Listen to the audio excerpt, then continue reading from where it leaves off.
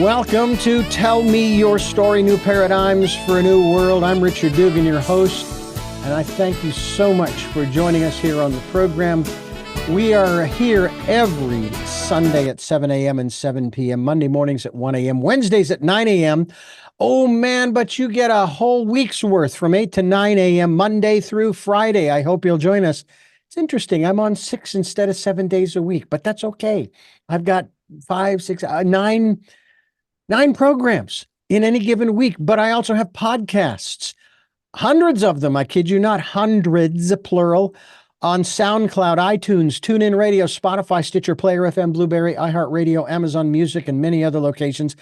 And I have a few hundred video casts on YouTube. I hope that you'll subscribe and select notification so that when a new conversation is posted, you'll be notified. And also, if you'd like to support the work that we are doing financially, we have a PayPal account. It is there for your security as well as ours. Just put in my email address, richard@richarddugan.com, and it will come to me. It will come to the Tell Me Your Story financial account, and we will use that to take care of what needs to be taken care of to keep this program going. We also ask that, and this may be an interesting subject to throw into the mix for today's program with our special guest, ask that you participate in the Decade of Perfect Vision. And this is the first time I'm sure my guest has heard of this, where we ask you to go within. Sit quietly, peacefully in that quiet, still, calm, peaceful place that, believe it or not, no one else can get to, okay? No, I don't care how. Google Maps ain't going to find it. Only you can go there and spend time listening to that still, small voice. I know that over the years, as I have lost, at least in the physical, certain family members and dear friends, especially recently, my best friend Doug and my father, back in March and May, respectively, or May and March, actually, respectively. I think about my best friend, and all I can do is laugh because we had so much fun. I get impressions from my father, which is pretty cool. And maybe we'll bring that up in the subject matter we're going to talk about today. And the subject matter we're going to talk about today, I could have swore we were done with this back in the late 80s and 90s. But apparently, our very special guest, Dr. Frieda Birnbaum, research psychologist, psychoanalytics therapist, and seasoned media communicator, as well as author, and we'll tell you about the books in just a moment, is joining us here on the program. First of all, welcome to the program. And second of all, it feels like a rerun. Are we doing this again, or has it really never left? Thanks for being with us. It's always a rerun. We're always trying to do something again. We never really get it. What can I tell you? We're going to keep trying. Well, it's great to have you here to talk about this because it is important, because it is keeping folks from, in essence, as we talk about this on the program all the time, about finding and living out their life's purpose because they're stuck in this codependent situation. And it can be with pretty much anybody in the world, right? Absolutely. People recognize who we are. And I'm saying we, because I'm one of those people. I was laughing when I was looking at this. I said, boy, this looks familiar. So you're talking about we are rehashing it again. And yes, it keeps coming back, and we keep doing it. And we have to be reminded that what we're doing is not really the right thing to do, although we think it's the right thing to do. Mm-hmm. So we have to undo our thoughts. Am I correct that one of the first stepping stones into codependency, at least as I have experienced it as well as observed it back when I was in my 20s and 30s, the first place that a lot of people start is victimhood. And it's like back in 2015, we went back to victimhood. Again, I said the same thing. What? We're doing this again? No, I refuse to participate in victimhood. And then somehow, as I went through these different programs in my 20s and 30s, we shifted into that, out of that, taking responsibility, but still having this issue with codependency. First of all, define for those who are not familiar with the term, especially folks who probably were born after the year 2000. What is codependency? What's the dynamic? Basically, it's about people who don't have boundaries. They have difficulty saying no. They feel that rejection on both sides is going to do harm to one person or the other, and they feel responsibility that that person's going to suffer if they don't say yes. So they have this concept of having to be the caretaker always. And that's what codependency is really all about. Mm. Now, we have a lot of caregivers in the world today because a vast majority, especially in this country, are getting older. I mean, I am on the cusp, apparently, of the baby boomer generation. I mean, I just squeaked under the wire. Apparently, I was born in 1960. I don't know. Maybe the cutoff is another year or two. I don't know exactly when baby boomers stopped being what the year was when they weren't baby boomers anymore. And I don't know what the next generation was, which drives a lot of us crazy trying to figure out who's what. You know what I'm saying? But I'm curious as to um, the this process that we take ourselves through into this phase of codependency. But is a caregiver prone to becoming codependent, or maybe it's the one who's being cared for? And again, we'll extract the mental issues of Alzheimer's and dementia and those types of things, because folks who are in that phase of their lives, unfortunately, they're not here, so to speak. You know what I'm saying? They don't have. I don't think they have the capacity to be to be codependent. But is that something that is an issue with in our society with all of these caregivers? Is a caregiver prone to that, or prone to Yeah, being a part of that dynamic? it's true. It's both, actually. When somebody's gaslighting you and making you feel as if they're going to be abusive in some way. I'm telling you about physically, emotionally. So you're both playing the game back and forth. Don't do anything wrong. I'll be there for you. So there's a fear factor involved. And then there's a guilt involved as well with the person that is the martyr or the person who is the victim, as you say. Victims want people to be there for them, feel sorry for me, do something, help me. So it goes back and forth, and they're both entangled with each other. I mean, you need one to have the other. Mm-hmm. One person to be receptive to this kind of treatment, and it perpetuates itself into adulthood, into going on your own and having your own life, and the chains of generational change keep going and going until you break those chains. So yes, it's something that's not uncommon, pretty common actually. Mm. So, as I was saying, and honestly, I didn't play the victim for very long. I mean, it might have been a week to 10 days back in the late 70s. I was bullied through school, but I didn't play the victim. Oh my gosh, look what they're doing to me. I learned how to run. I did really well in track and field. So I took responsibility for my own personal safety by running. Um, I didn't, like I said, I didn't play the victim. But when I got out of high school, after I graduated, I took 6 months off, and I basically said, the state labeled me. I was born, by the way, legally blind. The state labeled me legally blind. They did this to me. That, like I said, lasted maybe a week to 10 days. And I began to realize that, you know what? I could either spend the rest of my days living with my parents, which I don't think would have gone over too well, or I can do something. And I decided to go to junior college. I had a blast. And that's where my broadcasting career started, actually.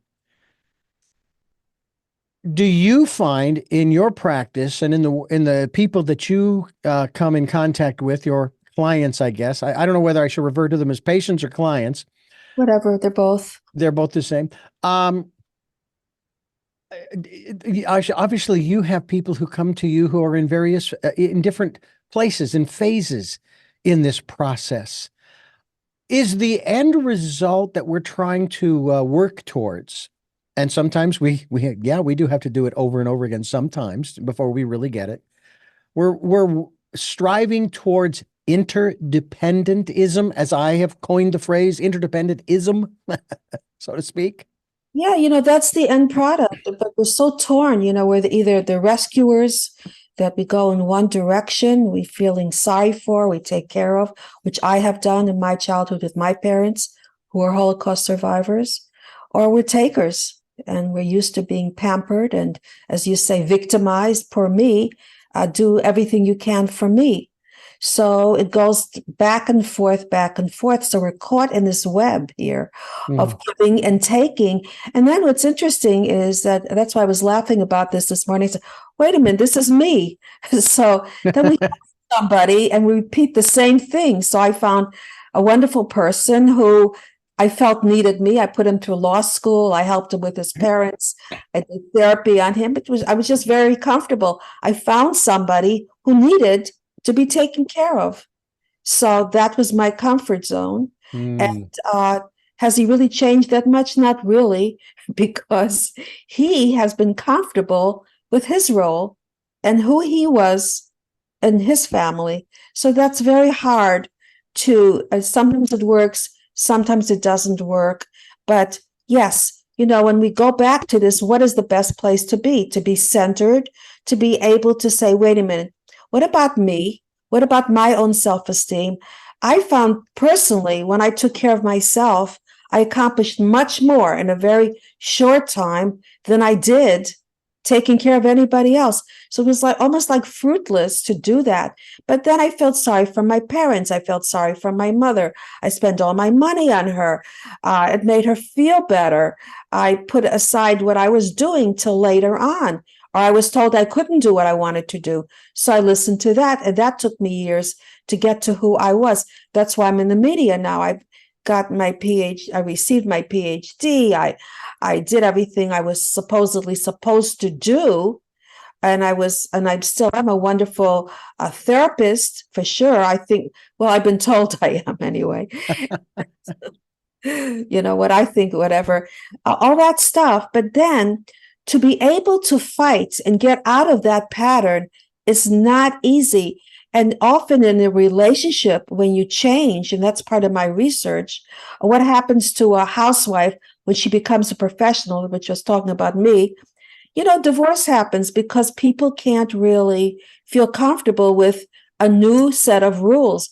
But if you can persevere, it's better than ever because you become yourself and become accepting of the other person. And as you know, if your partner's happy, you're happy. So that's a very complex role in life. Some people stay stuck, as you used the word before, stuck with what was given to them. And some people say, wait a minute, and it's very difficult.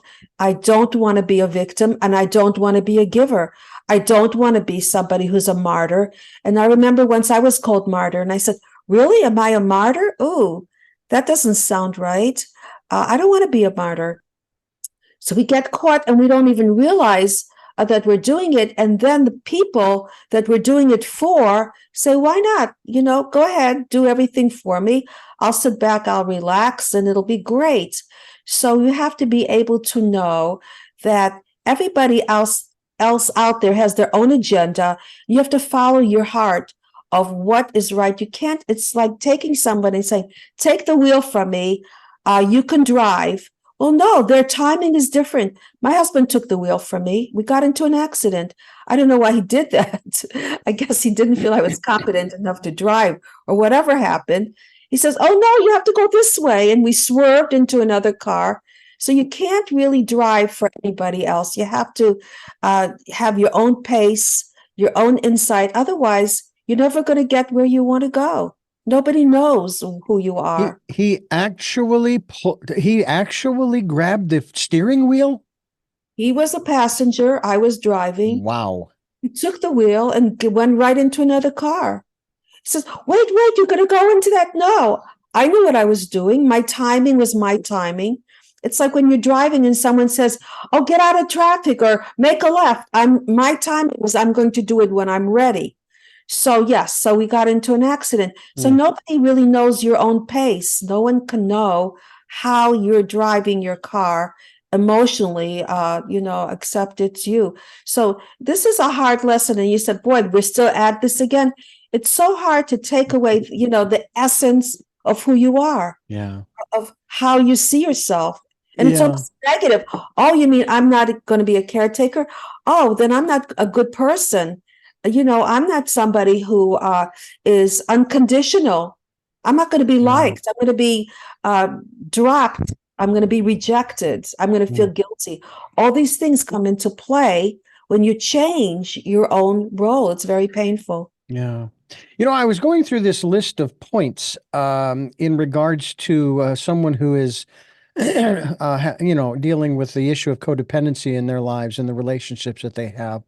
And what I saw was someone who is codependent has a lack of self-esteem and sense of self-worth or chronic anxiety, people-pleasing, conflict avoidance, and as well as denial, a compulsion to fix other people or situations, the fear of abandonment and rejection, difficulty enforcing boundaries, and repeating the unhealthy behavior from the home in romantic and platonic relationships. And of course, the list goes on here. And I thought, okay, no, I think I have pretty good self-esteem. I'm good there. Don't really have any anxiety. I don't like conflict. I do everything I can to minimize the drama. There is enough drama in the world. I don't need any more. I am a fixer from the standpoint, for example, that if, for example, my wife, who is permanently disabled, has to have paperwork filled out, I will do that because she is challenged by that.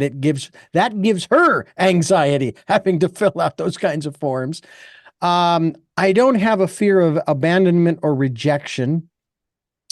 Boundaries, well, I don't really have any like on this program. I mean, I share me, and I do my very best not to share anybody else's story because that's not my story to tell.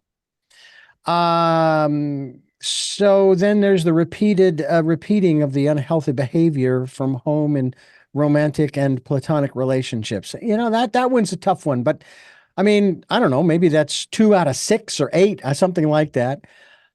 And yet, one of the things that I share with my wife, because she's now retired and she spends most of her time at home, is taking care of her and doing giving her the things that she needs as much to the best of my ability. I put it that way. So that she feels, and I hope that she does feel, that she is loved, she's cared for. I look out for her safety. I don't let her drive because of the disability, and she gets a little upset about that. And I said, look, I'm not trying to control you. I'm trying to keep you safe, that kind of thing. I like to think I'm not doing any gaslighting, and yet there have been times when I've been accused of gaslighting. So I'm wondering about some of these attributes of someone who is in a codependent relationship at whatever level. Would you say that we all exhibit maybe one of these, if not more, of these attributes that, if we're not careful, could lead us down that codependent road? That's exactly what I was talking about. And sometimes we even take turns. I mean, we're talking about relationships. My husband and I put him through law school, and now he's supporting what I'm doing. So sometimes you do have to be in a role, but it doesn't have to be permanent. and taking turns in a relationship or with your family, sometimes it is necessary. But to be in that one place is where the problems begin. And by the way, it is very difficult. We choose our partners because they're familiar. And they're people that we couldn't do anything about when we were a child because our parents were the authority. He said, all right, this person has my father's traits. He never listened to me. I never was able to say and do anything I wanted to with my career, whatever. I'm going to get this person who reminds me of my father to do it for me. Then this guy comes into your life. He's clueless. He has no idea of, and you're on an unconscious level, don't even know why you picked him. And then what does happen is that conflict begins. So you're looking for someone to be a caretaker for you, when this person maybe is not oriented in that direction. So it's something that you imagine from your past. So it's also an imagination. Sometimes it's not even real. But when you want that and the conflicts begin, problems begin. So you really have to know how to fix what it is that you need on your own, not through somebody else, not through somebody fixing it because they're familiar. And we do marry people very similar to our past. So that's another topic that's being brought up because we repeat our behavior, and it's very difficult to disconnect from that because it's the essence of how we think. So we need to change our thinking so we behave differently. What does this do for the other person? Are you enabling another person to do the wrong thing? Are you enabling that other person to be a victim? What is your role in this? It's not necessarily good. Being a caregiver does not necessarily mean that you're doing the right thing for another person. So it's not caregiver positive and taker negative. Both of them have nothing to do with being focused on where you're going, what you need. Again, it doesn't mean that sometimes you can't play that role because in life, as you say, things happen and you don't have a choice. When there are catastrophes or health issues, you have to run to the situation to make sure that you're doing the right thing. But don't stay in that situation. Don't forget that everybody has their back and forth, their flow back and forth. I'll drink some water. This is actually a candle, but whatever. We are talking with Dr. Frieda Birnbaum. Dr. Birnbaum is a PhD doctor. She is a research psychologist as well as a psychoanalytic therapist in Saddle River, New Jersey, all the way back east. And she's an award-winning author of Life Begins at 60. It's a new view of motherhood, marriage, and investing ourselves.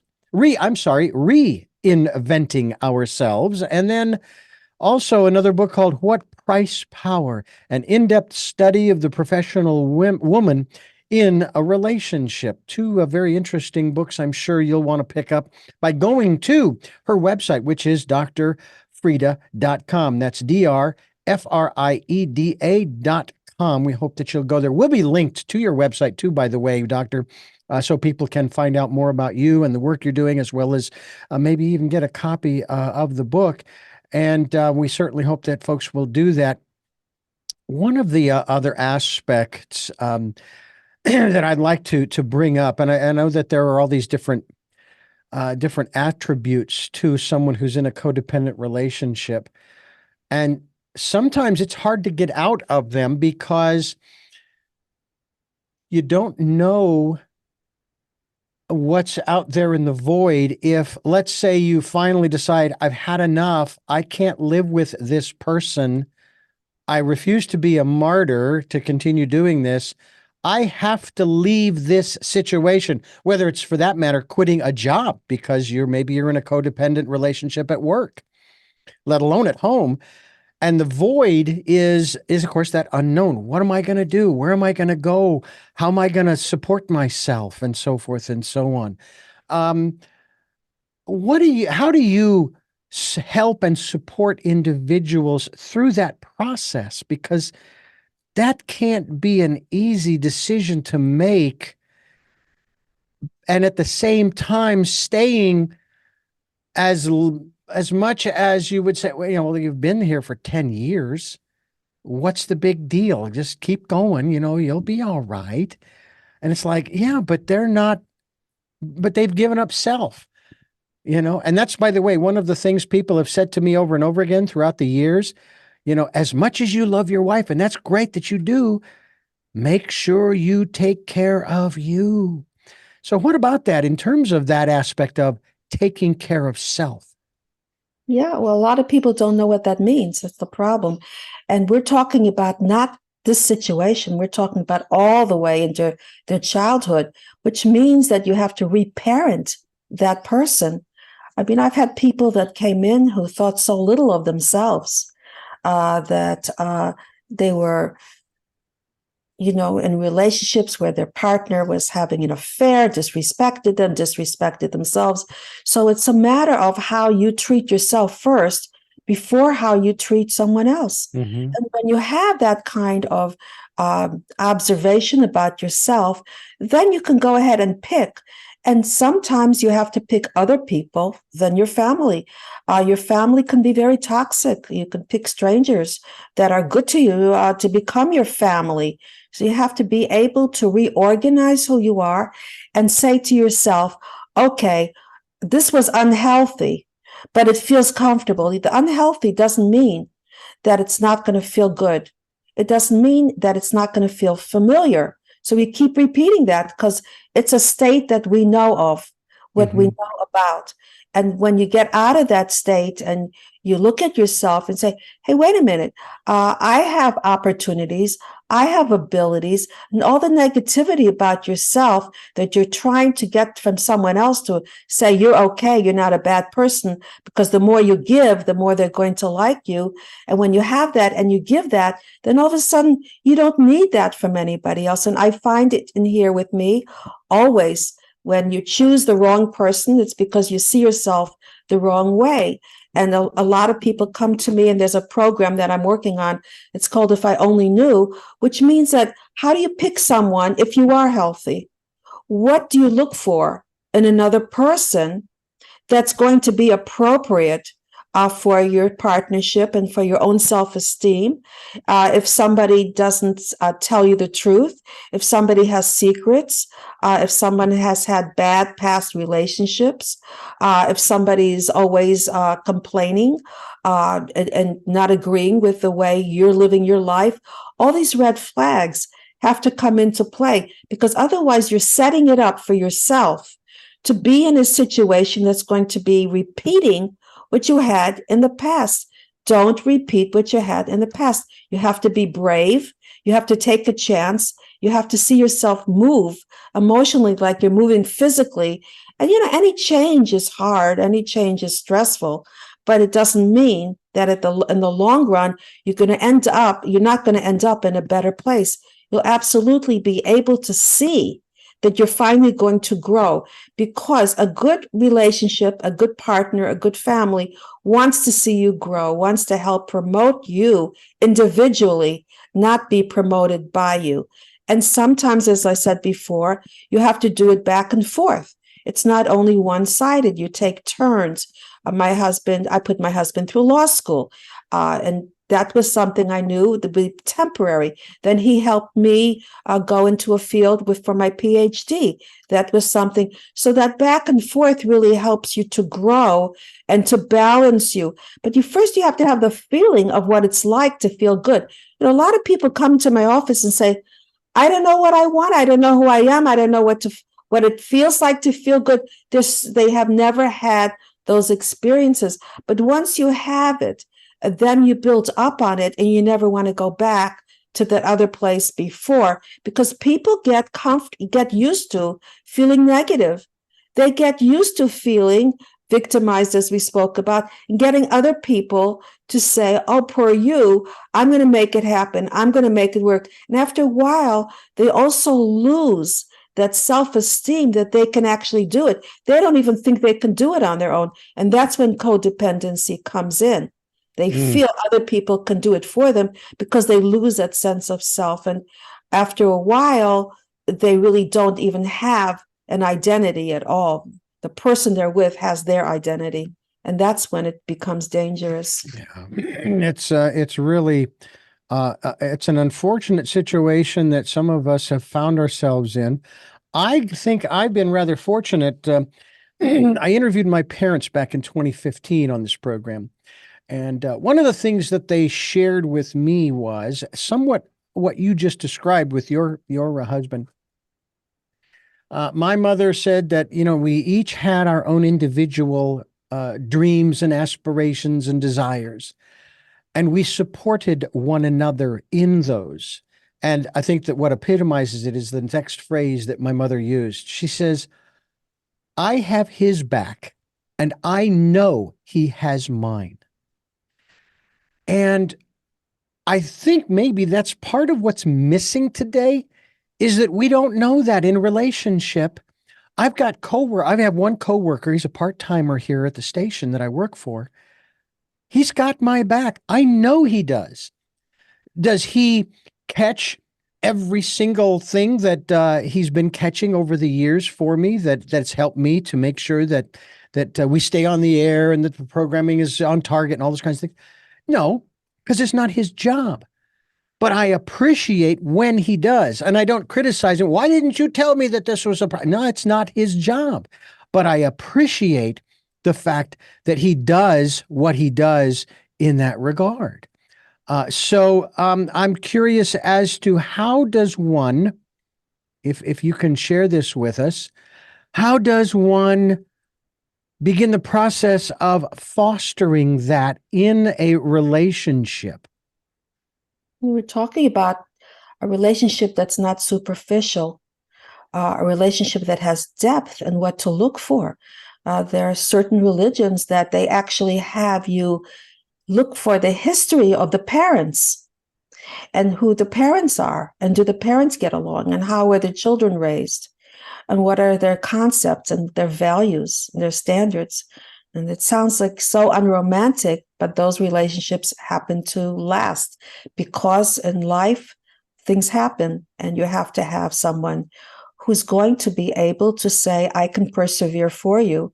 I'm strong enough to do it for you. And today in our media, what people are watching, these reality dating shows are all superficial. It's all about looks and having fun and exchanging partners. And how long is that going to last? Not too long, because the romantic stage is about 3 years at the most. And then you're in reality. You have work, you have money to deal with, health to deal with, all kinds of things. And people don't look for that. And that's what we really need to look for. Is that person emotionally solid? Is that person going to be faithful? Is that person going to have your back, as you spoke, as far as knowing the essence of who you are? Isn't that who you really are anyway? And so we're looking for the wrong things today, and there are problems with where we're going. Originally, it was so simple.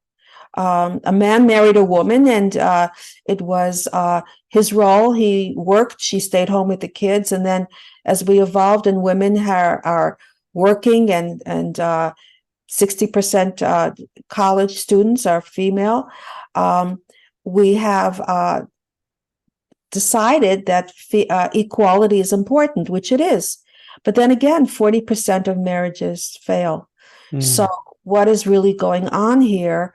That we don't have that connection, and sometimes having roles and having expectations from each other are very important.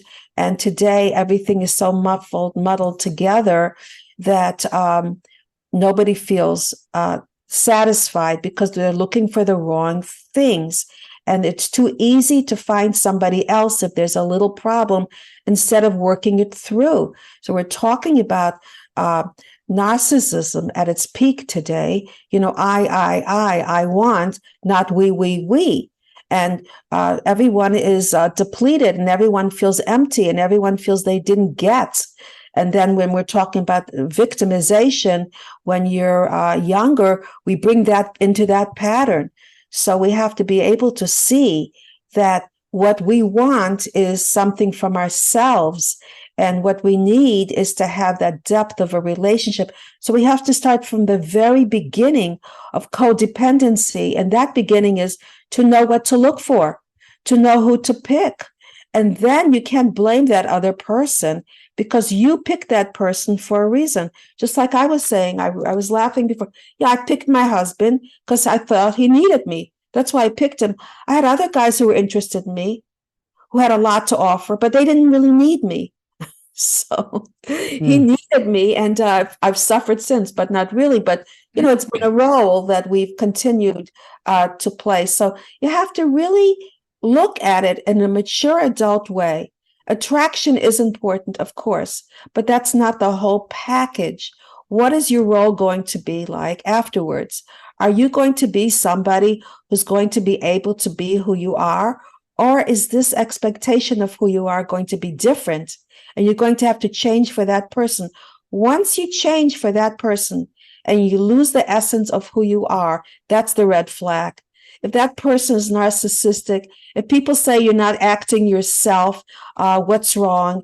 If that person is keeping you away from your friends and your family, or is blaming you for things that you didn't even do, watch out.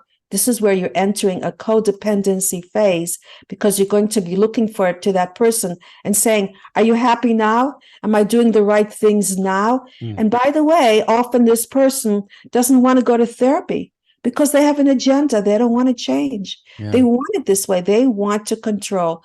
They'll have affairs. They'll go out with their friends. They won't make future plans with you. You'll just be out in the cold and in the dark. And they'll never be satisfied. It'll never be enough. So the person with this codependency stage will fall right into it. Oh, I can fix it. I'll change it. I'll make him happy. He's not happy. I will do it. And a lot of women, by the way, are very challenged by men who are difficult to take care of. I will be the one that's going to change them. I want that challenge. I'm going to be number one. Other people can't do it, but I'm special. No, that person doesn't want to change. That's the problem. And then the relationship starts and all kind of conflict. And then often there's divorce because it can't be fixed. And they don't want to go to therapy either. These people who are narcissistic and controlling do not want to go to therapy because they don't want to change. They'd rather not stay in the marriage. Is it possible to have one individual in a relationship be the codependent and the other one not, or at least not exhibiting the majority of those, we'll call them attributes? I was going to call them symptoms, and that may be more accurate. But is that possible to where I'm the kind of guy who, though I exhibit certain attributes, which my father taught me about how, I open the door for my wife, the car door, the front door, whatever the case, we're going into a building, going into a store. I open the door for her. That's what I do. It just, I don't know that it's chivalry. It's just, I'm just being kind to her. I'm showing her respect in that regard. I like cooking some things. I probably would be demoted to sous chef or less, but I give it a shot. My wife does a lot of the cooking most of the time.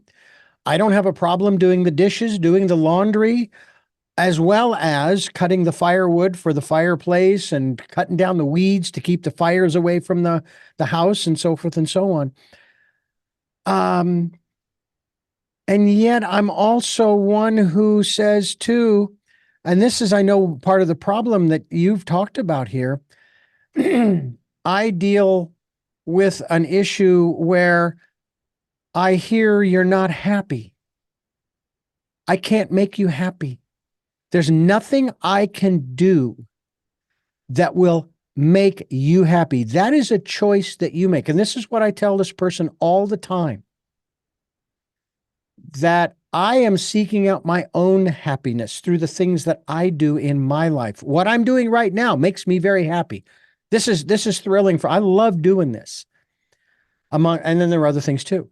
Talk to us about that aspect of someone.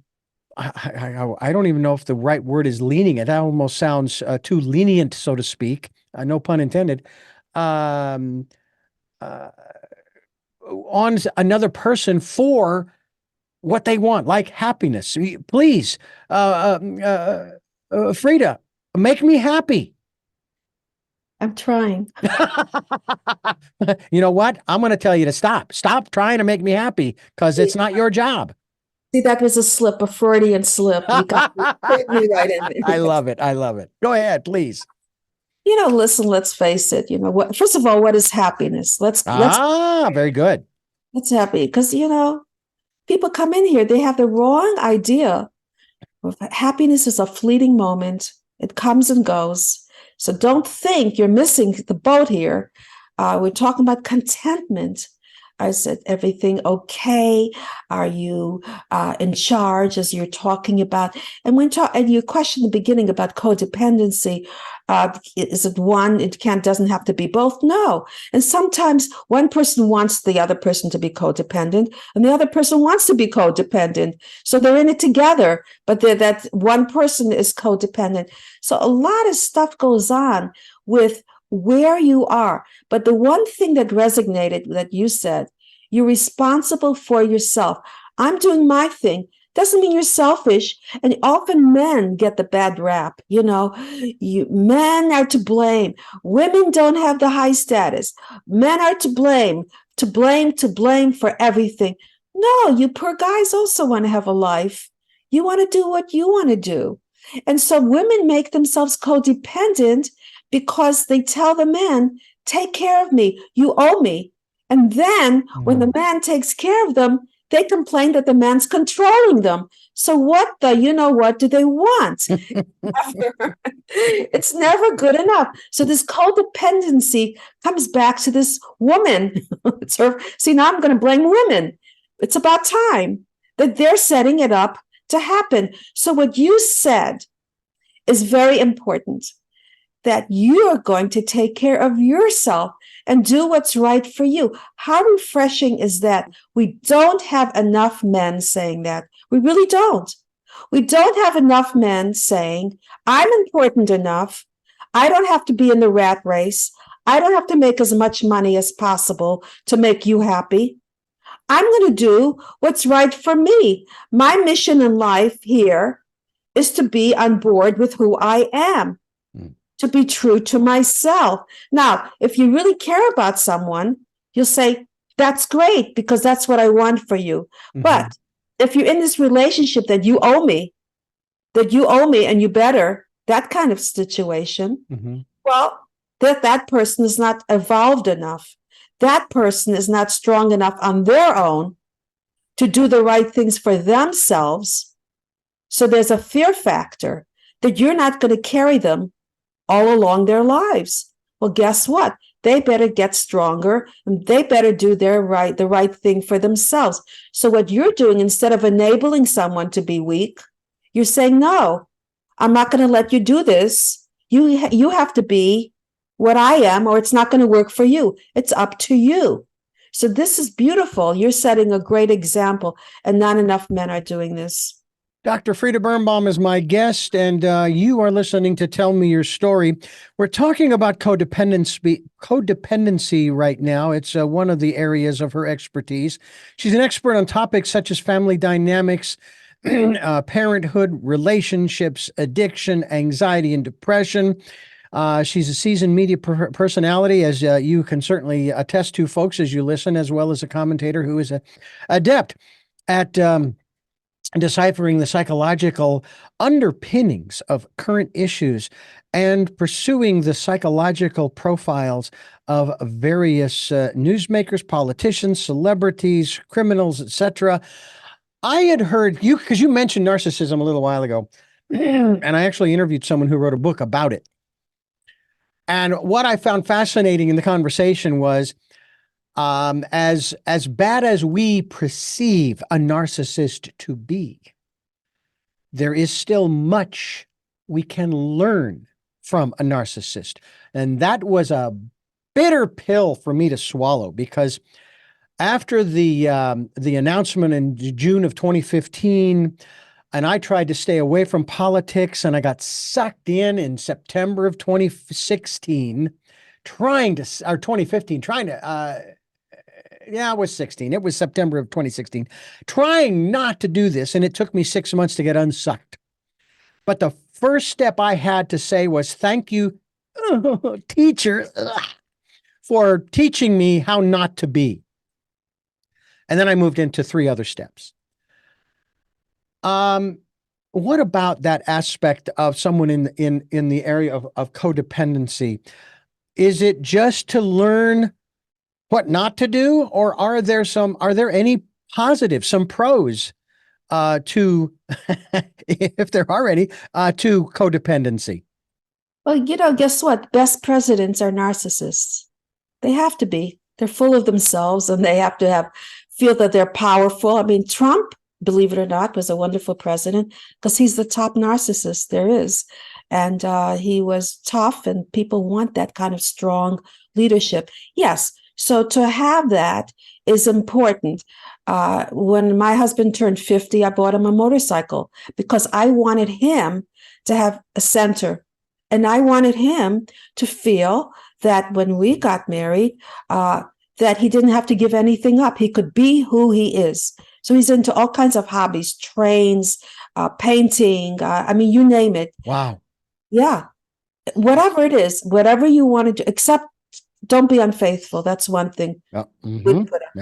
Because I think intimacy is very important. Yeah. But so being narcissistic, if you don't hurt anybody else, if you don't just have your own, tuned and tune out everybody else, there's nothing wrong with taking care of yourself. It doesn't mean it has to be a negativity. Seeing yourself as important enough, seeing yourself as having obligations to yourself, then you go ahead when you're contented with who you are. That's different than taking advantage of someone and saying, you better do everything for me because I'm so important. No, it's the other way around. When you give to yourself, then you can give to other people. That's the way it goes. On the airplane, what do they do? Put the whatever air oxygen on first. Mm-hmm. Give to yourself, man or woman. Then you have the capacity. You don't have that emptiness. You don't have that void. Then you can give even more than somebody who doesn't have narcissism in there. So you're absolutely right. There's a positive spin to this as well. You do have to think something of yourself. And, if you don't respect yourself, who's going to respect you? Nobody. True. That is true. Now, there's another subject that you also deal with, along with, of course, anxiety, depression, family dynamics, parenting, suicide, addiction, relationships, psychological profiles. I left one out because I wanted to focus on this because of where we have gone with this conversation, and that is the issue of bullying. And that was the one thing, all politics aside, irrelevant. I did not want a bully as a president. Strong individual, but what I heard and saw was a bully, and I didn't want that. So I'm wondering because not all narcissists are bullies, are they? It's interesting. I was watching Robert Kennedy Jr. Mm-hmm. And he had so much information about the vaccine, about Israel, about everything. So you know what? It's interesting. I never heard so much information from the people who are nominated, from the people who are running. Mm-hmm. I mean, Trump, all he can tell you is afterwards whose wife looks horrible and nickname people and what are we in second grade here? Yeah. So you're right. I mean, that's what we walk away with. Yeah, that's what I have to say. That's what hurt me. And there was an experience. It was the next year, 2015, he announced, and it was the next year, still in the campaign, but it was in the summer. And he was in Phoenix, Arizona at a church. And because of my own political persuasion, which is independent, I don't cotton to either party. I find them both reprehensible, but be that as it may, what really hurt me, the way they were describing the events there in my hometown, I would not have been welcomed in that auditorium. Would not have been, and that hurt, that I could not even attend something like that, having Why is that? different views. Oh, And this is just as a person, not having anything to do with politics. And this is part of where we are today in this country with a lot of this problem. Do you think that this divide that we have, does that play at all into this issue of codependency? when we go in outer space and we look at the little Earth that we're in, how stupid it is that there's such a divide. Because we're so small in comparison to everything else, like, well, how petty can you get? Don't you have anything else to think about? Yeah. What was your question? To answer your question about, do you think what I want to specifically answer, because I'm going off into something else. I want to make sure I'm answering. Well, I'm just wondering if if there's an attribute or an aspect to codependency that is being, I guess maybe the word is exacerbated, by this divide that we have in this country, and it's not just on political lines. It's crossing over into scientific lines, and of course, I worked for a Christian station for 15 years, and that divide is still there. If you don't believe the way that I believe, then you're wrong. Or even the economy. I mean, there are people who take a look at the numbers. That's one of the things I loved about. I think it was Will Rogers who said, "You can lay economists end to end, and they'll all point in different directions." And that's fine because each one of them has their own perspective. But the problem is that our perspectives seem to be getting in the way. Does that have anything to do? Does it play any role whatsoever in this aspect of codependency, where there are some people who have chosen to side with whoever on whatever the subject is because they don't want to be alone, because they don't want to be left out, because they want to belong to a club, a group, an organization. I'm not one of those people who's been looking for a guru, but I know a lot of people who have found them. And when I use that very loosely, guru, very, very loosely. It could be a politician, could be a minister, a pastor, a teacher that can do no wrong. And certain individuals just tend to follow them. Is that part of the codependent problem or issue that we're dealing with? Our country is such a mess. Our country is such a mess that when you're talking about codependency and having a leader, who, where, what, I have no idea. We don't even have America anymore. Yeah. We've got way too global. I don't know what we're doing. We have somebody who should be stepping into a nursing home. I'm sorry to say that, not to a presidency of the United States. He fumbled. I never saw anybody fall walking up the steps, but that's another talent in itself. So, we don't have. Where is our capitalism? What's going on with that? With the 1%, they're being shunned.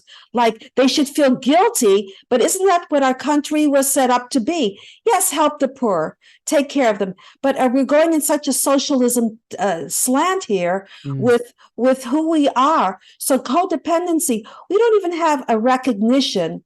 We're just so muffled with everything. What is right and what is wrong? We need to be able to say that America has a leadership role, which we are losing more and more as we're going on. So there's no codependency here. All these dictators out there are taking over. Hopefully, they're not going to be coming in here, and they're going to be the ones that we're codependent on to save us, because there's nobody now saving us at all. Donald Trump, who, I had a patient walk out on me because he said, Donald Trump will bring World War III. And I said, I don't think so. And then he said to me, for someone so smart, you're so stupid. And he left. wouldn't talk to me. Hmm. So, this is where it's silly. The whole thing is silly, and we really have to regain what America is and our leadership role. And yes, we've gone so global that what's happening everywhere is happening here. And we have to be careful, even with Israel, with Hamas, what's going on. They're warning, because one of their leaders were killed, that now we're going to be responsible. We in America are going to be responsible for what the people in Israel did over there. So it's codependency has become, and as I'm talking, I'm realizing what the answer is. We're too codependent on one another in a way that we're victimized. No one's taking a role of saying, hey, let's get back to the way things were. Let's be a civilized country, and let's have the right answers, because people are not functioning today economically, politically. I mean, across the board, you name it. There's nobody to look at. So there's codependency and narcissism, wherever that is. We don't have any place to say, this is where we can feel comfortable. This is who we can elect. We don't have those kind of opportunities. So everything is a blur right now. There's nothing that's too defined. With the way our country is seen in the world, we've really become a weak link. We're not the people that people are looking up to anymore. And that's pretty scary, and that's very sad, because in the past, we used to have the answers. We don't now. We have to pick different leaders. So far, leaders, I don't know, Robert Kennedy Jr. was brilliant when he was speaking the other day. If you listen to him, at least he has some answers. He's not mainstream, and he's somebody that we can, by the way, be codependent on. Now, if we have the right president, being codependent is not the wrong thing. It's not, because we do need somebody that we can trust. We don't have that right now. So maybe being a narcissistic president and being a codependent citizen together may be a good connection. Who knows? Well, I will say that I'm tired of the old guys and gals running the show, whether it's the legislative or the executive, or for that matter, even the judiciary. We need young people. We need new blood in all these chambers with new ideas, because what seems to be happening, and this is sort of a codependency on ideas, we seem to be in a cycle of insanity, because we seem to do the same thing over and over again.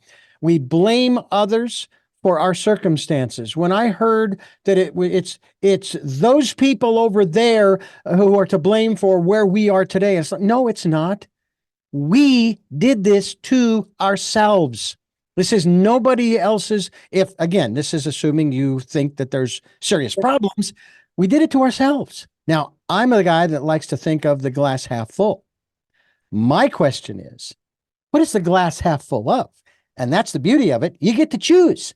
In my case, it would be maybe a little Irish cream, hot cocoa, that kind of thing.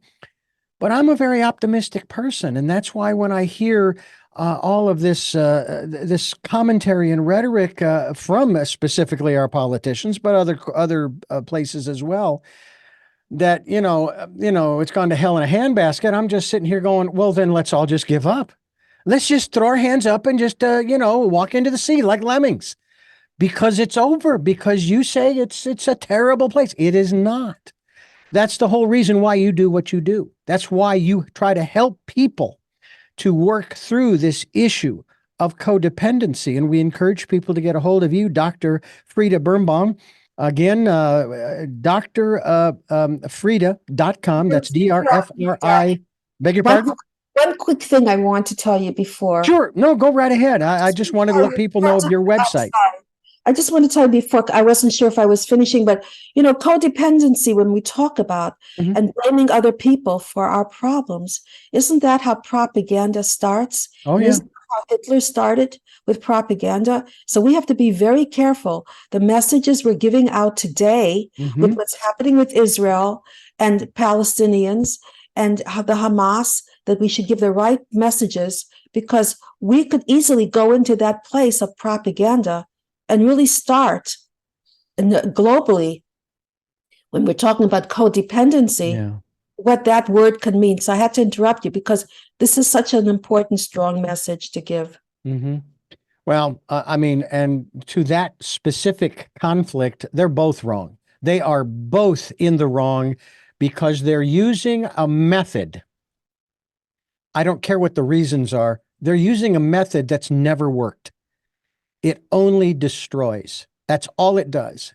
And this country has done that over the decades. And we need to find new solutions. You've heard it before, I'm sure. Einstein said that you cannot solve or deal with a challenge. I'm using the word challenge with the same consciousness that created it. And so we need new people in those seats, whether it be in government, in religion, in economics, in education, et cetera, et cetera, et cetera, on infinitum. And I have to say that one of the interesting studies that was just completed, they just released this report, and this is regards to alcohol, that the young people of today, the majority of them, they're either cutting back or they're staying away from alcohol. They just have no interest in it. And I'm just sitting here going, hooray for them. Because it's been, that's one of the, I think some of the statistics, and again, I don't have the numbers, but I've heard it said that alcohol is the cause of more deaths in this country through various means than pretty much any other element that exists today. And I'm not advocating prohibition, don't get me wrong, but I find it interesting that our society and the young people, who are obviously younger than me, I have to say that sounds weird for me to be saying that because I was one of them, those young people not that long ago. But I find that interesting that they're making their own choices, their own decisions. They're not relying on anybody else to tell them that as my late father always said, eat, drink, and be merry in moderation, because nobody gets out of this world alive. Nobody gets out alive. And by the way, being a nerd today, talking about drinking, is being cool. So things have changed. Yeah. It's the way our children are looking at life in a way that makes sense, much more mature, much more responsible. They want to get the grades. They want to get computer science, whatever it is they're doing. And drinking is something to them that is not really fun. They'd rather go play tennis. I'm not kidding. They'd rather my kids play piano, whatever that is. So when we're talking about codependency, they're finding their own rhythm and their own life. Drinking is just a distraction, and codependency for yourself and building up the right qualities, you won't need anybody else to do that for you. Yeah. I have, and I think that's fantastic, and I applaud them, those who have made that choice. You can choose to change the choice anytime you want, because that's what it's all about. We're making choices, and here on this program, we're giving people choices and knowledge of those choices to help make their dreams come true by providing them with information, for example, that you are sharing with us here about codependency and the various aspects thereof. One of the other things that I was going to ask you about, and boy, I should have asked you about it about 15 seconds ago because it's gone. The universe, by the way, asks the questions. I'm just along for the ride. So just to bear that in mind. I want to thank you, by the way, Dr. Frieda Birnbaum, for joining us here on the program, sharing with us your insights into codependency and its effects on us as individuals and our society as well as the world. We also encourage you folks to go to her website, which is Dr. Frieda. That's FRIEDA.com. You can also pick up she's got a couple of books. Life Begins at 60. It's a new view of motherhood, marriage, and relation. I said it again, Reinventing Ourselves. And the other book is What Price Power? An in-depth study of the professional woman in a relationship. And that's, to me, another subject that we could get into on another program in this whole thing about women pursuing what they want to do. And I just think about that in terms of this whole aspect of how is it that a woman has been getting paid less for the exact same job as a man? I have to tell you that it makes no sense to me.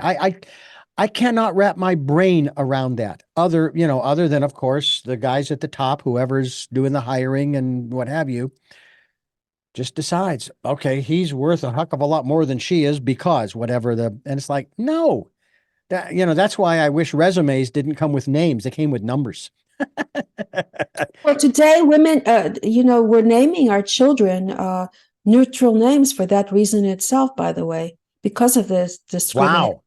I was not aware of that. Yeah, it's really things are really changing as gender idea. Even children are born, they don't even put the sex on it to wait and see what they decide. I mean, it's really wild what's going on out there with the gender ID. Yes, it's true. I mean, there used to be a time when women weren't hired because of their menstrual period.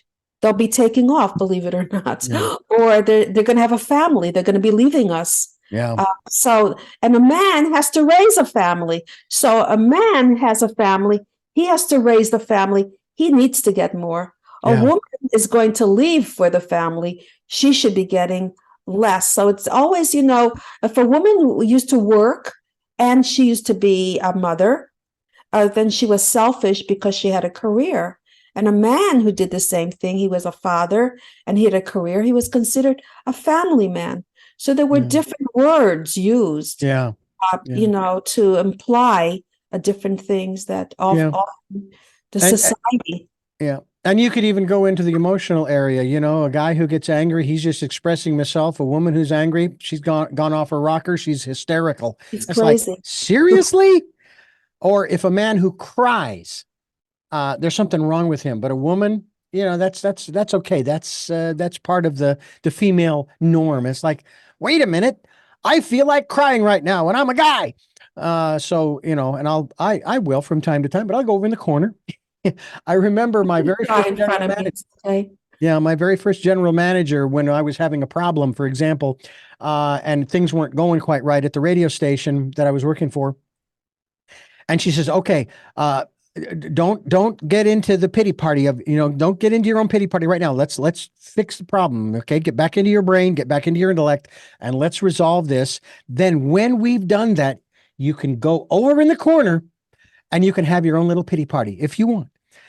So she gave me permission, which I did not do because we solved the issue. But it's really unfortunate that we have those stereotypes. And I think that as you just alluded, things are changing. They're constantly changing. And that's one of the things I know that a lot of people have trouble with, is the fact that our life is constantly in motion, in change, and somehow maybe I'm thinking too that in the aspect of codependency, it's like you said earlier, the person in that kind of a relationship, it becomes comfortable, it becomes familiar, and it's just easier to stay in that state of, I'm going to use the term confusion.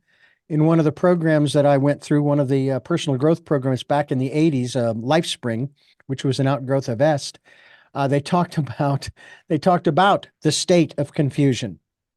That the state of confusion, it's a comfortable place to be, but you don't accomplish anything. Nothing gets done. And so that's one of the things that we try to share on this program, is that you don't have to stay there. There are so many options, some of which you don't even know about yet. And that's what we try to bring to this program here on Tell Me Your Story. I'm Richard Dugan, your host, and we have been talking with Dr. Frieda Birnbaum, and I want to thank you for sharing so much time with us. Wow, a whole lot of time here. Thank you so much. I do have 3 final questions that I do want to ask you, but again, I thank you so much for giving us so much time here on the program. Thank you so much. My pleasure. I want to thank you for listening to and watching Tell Me Your Story, New Paradigms for a New World, where we are giving you choices and knowledge of those choices to help make your dreams come true. We are here on Sundays at 7 a.m. and 7 p.m., Mondays at 1 a.m., and 9 a.m. on Wednesdays with our special 5-day-a-week broadcast from 8 to 9 a.m., and then we have the podcasts on SoundCloud, iTunes, TuneIn Radio, Spotify, Stitcher, Player FM, Blueberry, iHeartRadio, Amazon Music. We're also on YouTube where you can watch these conversations, and I hope you will. Subscribe and click on notifications so that when a new conversation is posted, you can go up and you can listen. I hope that you will do that. We also ask if you can help us out financially. We would be so gratefully appreciative, that's the word, appreciative of your support of what we're doing here. If you want to be a part of that, go to PayPal and type in richard@richarddugan.com is the email address, and any amount is welcome. We'll take energetic support as well.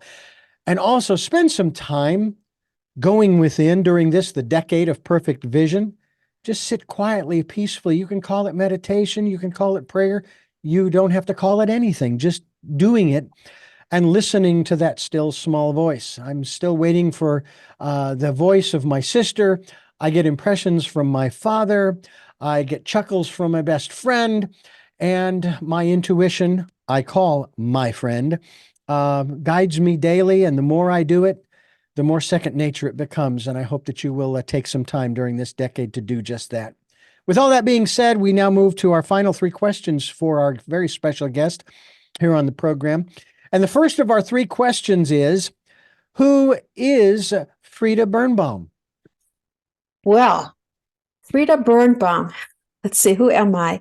I was switched at birth. My mother took a couple days to see if she wanted to take me back because the lady who took me in Germany was wealthy, and we did not grow up in a wealthy family, but we were very happy. My mother kept me, I'm happy to say, and we were very happy, and I supported her and my father always.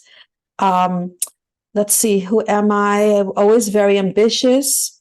Went back to school after I had my 2 children, waited for them to go to school.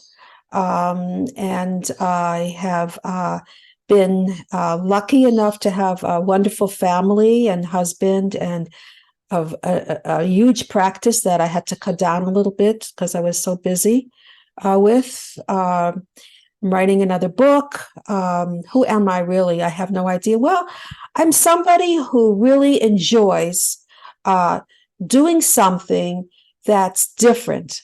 So I enjoy different types of people. I have like 4 different sets of different types of friends, that would probably not get along well with one another. And I've never been accepted for what I've done because there was always some kind of stigma. I had children and I went to school. At my time, people didn't do that. They thought I was a horrible mother because I did that. And then I went ahead and I pursued a career in psychology that took a lot of my time. And they thought that I was being somebody selfish because there were mostly men in that career. Also, I was on a radio show, 3 Million People for Discrimination, that I was always supporting, especially young Black men who were extremely accomplished that people don't talk about. So I thought that was a good place to be on. And I have a podcast, the Dr. Frieda Show, DOCTOR. I'm doing that now too, and I'm writing another book. And I guess I always have to do more. And I'm the oldest woman to have children, 60 in America. That's another. They're twins, as a matter of fact. Twins, right? Yeah, they're beautiful boys, 6 feet, handsome, gorgeous, honor roll. I mean, I couldn't ask for a better situation. I'm blessed to have that. 5 children. What else do I have going for me? That's about it. And I live in the beautiful suburbs of New Jersey. Is that enough? That's plenty if you'd like to add more. But our second question, what gets you up every day? A purpose. I have to have a purpose. I've tried not having a purpose. I have tried going to the supermarket, putting on my sweats, and saying, you know what, I'm going to be like everybody else. It never really worked. I would go to sleep and I say, this is it. That's the end of the day. No, I have to have something that is going to stimulate other people, ideas out there, talking about interviewing immigrants that live in this country. How are they assimilating? Or women who have men's careers. And I went in and I did that, interviewing those people. So I always have to have something that is going to present a different theme to other people, to see people think. I love it when people come in to see me. And right away, I don't believe in, although people have been with me for 20 years, that's not because they're still waiting to be fixed. It's because they keep, there's always stuff in our life that we have to keep coping. But so I love to see the progress that people make in my practice. That's a wonderful thing. And I just believe in being true to the people around you, doing all the things so there's never any regrets. Because as you said, we don't live forever. When you look back, you did all the right things for the people that were important to you in your life. It's one beautiful thing I can say as far as my father is concerned. It is his passing as we had nothing left unsaid. So I have no regrets there. Final question. What was your best day? My best day. Oh, wow. You're tough. See, I had so much to say, but when it comes to talking about me, what was my best day? Well, there are two things. First of all, my best day is, but my kids are doing well. They're thriving. The people that I care about are happy and I'm getting along with them. That I focus on internal cues rather than external cues about what I need to do. Like I'll get up and say, I don't want to go outside and walk, but it's good for you. Things like that, and what you should do, not what you want to do, basically is very important to me. But most of all, knowing that the people I care about are happy. If they're happy, that's my best day. Well, Dr. Frieda Birnbaum, I want to thank you so much for giving us this time and sharing with us your story about this issue that certainly isn't going to go away anytime soon, but at the same time, you're doing what you can to help those who recognize that they're in that kind of situation, that kind of relationship, who want to get out of it. There are steps, and maybe what we can do is maybe have you back, especially with your second book when that comes out. We can talk about that as well. So again, thank you so much for sharing with us. Life begins at any age. See, I'm changing it to that. I love it. I love it. Love you. Thank you so much. A pleasure talking to you. Really, and to you, stimulating. Absolutely. Thank you. And I thank you for listening to and watching Tell Me Your Story, New Paradigms for a New World. We're giving you choices and knowledge of those choices to help make your dreams come true. And until our next broadcast, podcast, videocast, love to Lal. Jeanette, I am still listening. Dad, continue to be happy because I am. Smokey, I will see you on the other side. And to my dear friend Zorro, aho, aho.